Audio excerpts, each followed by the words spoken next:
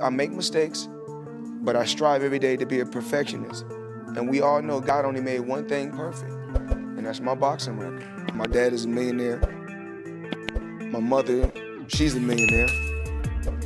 And the investments were for my grandchildren, not just my children. Yeah. You know, put them in a position. That's really what it's about. You know, I gave the sport of boxing my whole life. I dedicated my whole life to the sport of boxing. And all I ever wanted to do was put my family, my mother, my father in a comfortable position. If a guy give me great work in the boxing gym, I go home and say, you gotta tighten up, champ. Yeah. You gotta get it together, champ. And then sometimes I go home and say, is this for me? In the fight game, they couldn't find no fighter that could beat me, you know, standing up. So they had to go to a whole nother planet, had to go to a whole nother world to bring somebody into the world that I've been dominating for over 20 years. I'm very, very tough on my team. I want my team to be the best that they can be on the outside. Me and a lot of my guys, I'm saying I have a team also, but you know, my team don't get in there and go to war like I go to war, but they go to war on the outside. Every time I got around my billionaire buddies, I was more like, it's cool to come over your house, but I need a house like this. Yeah. It's It's cool to ride on your yacht, but I need a yacht like this. It's Yeah. cool to ride on your jet, but I want a jet like this. Righteous. And I said, no, I don't want to ride on yours. You show me how to get it. You can't be my friend if you can't show me how to get it. You have a young guy right now. I said, yeah. Would you take $200,000 a month, $200,000 a month for the rest of your life? Or if I give you $100 million right now, would you take it? With the mind frame that I got now, I know what I can do with the $100 million. I had to learn. Right. You know, it wasn't easy. It didn't happen overnight for me. It was a couple bumps in the road, but I believe in just putting fighters in a position to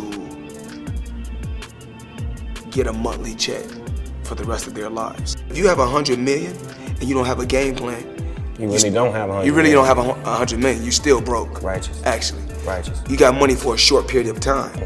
Whereas, you know, the $200,000 won't come every month. And it's you there. You can fuck it off. Right. And It's it's still gonna be come. there. It's always gonna be there. I fucked off millions, but I wasn't stupid. I always kept 9 figures. Wasn't crazy. And I got more 9 figures coming. Right. Then I'm gonna invest, and I take that money and I got my real estate portfolio is amazing. They see me out, they say, oh, you know, just my mentality is totally different from anybody else. When they see me with a girl, they say she a hoe. I say, well, I'm a hoe too. Now.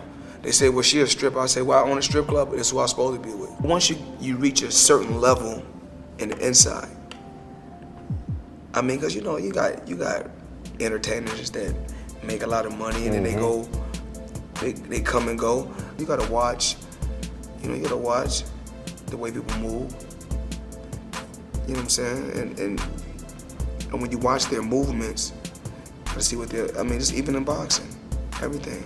As soon as somebody walk in the room, I can see their movements or tell you what they're about. Our game plan was, we knew he was gonna shoot big shots early. We're gonna just keep catching, keep moving, using our defense, shooting shots to the body, hitting him with big shots up top, and then go toe-to-toe and break him down. I went out there and came straight ahead to test his power. And I went back and told my dad, we'll take him out in the later rounds. Let him keep shooting. I keep hitting him to the body, and I seen him slowly start deteriorating. I can't be the boxer and the referee.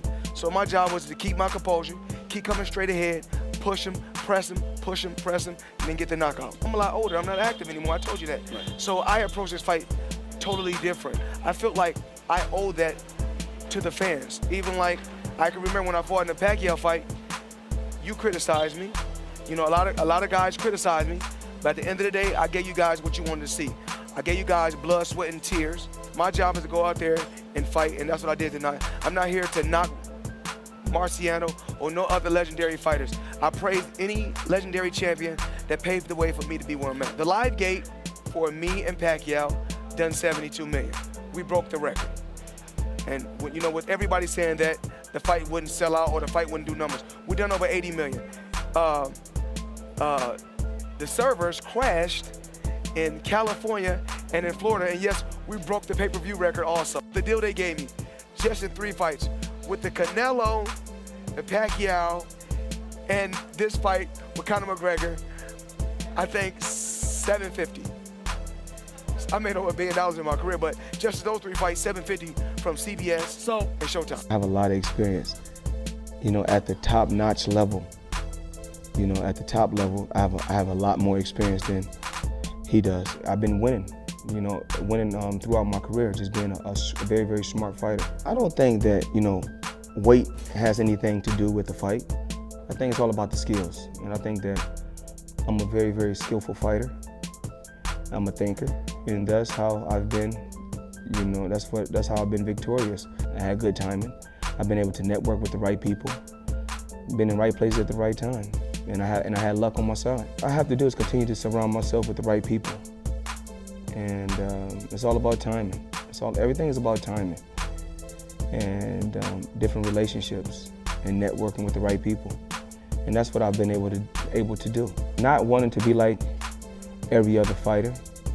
What's great about Floyd Mayweather is I'm different from any other fighter because I own everything outright 100%. And even when I go out there and compete, I keep 100% of the revenue. I believe in making everybody around me an entrepreneur, and I believe in making everybody around me rich. I'm at the top in Forbes, and they say that I don't have an endorsement deal. I do have an endorsement deal. I'm endorsed, by myself. I believe in endorsing myself. I don't have anything against Nike. I don't have anything against Nike. I don't have anything against Reebok. I don't have anything against Adidas, but why can't I endorse myself? That's why I have the biggest deal in sports history, because I held out. And I took my time and I had patience, and that's what it's about. I just truly believe in, if you're put in a position to where you know that you can win longevity, but somebody presenting you a deal that you're questioning, don't take the deal, hold out. And that's what I did. It's really not all about the money, because you get to a point in your life to where you cannot buy nothing else.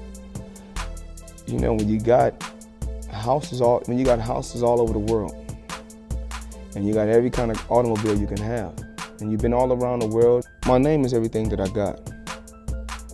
One thing, I don't want to be known as a person that's, full of bullcrap.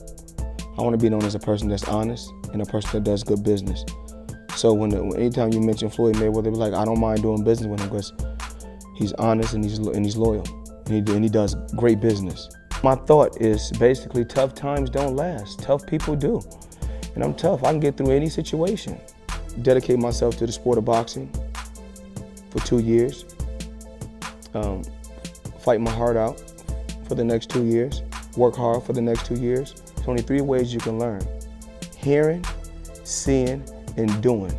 Those are the only 3 ways you can learn. A lot of people say things like, well, you didn't go out and work for it, your dad gave it to you. Whereas with me, they're like, well, the father, he worked and built the company from the ground up.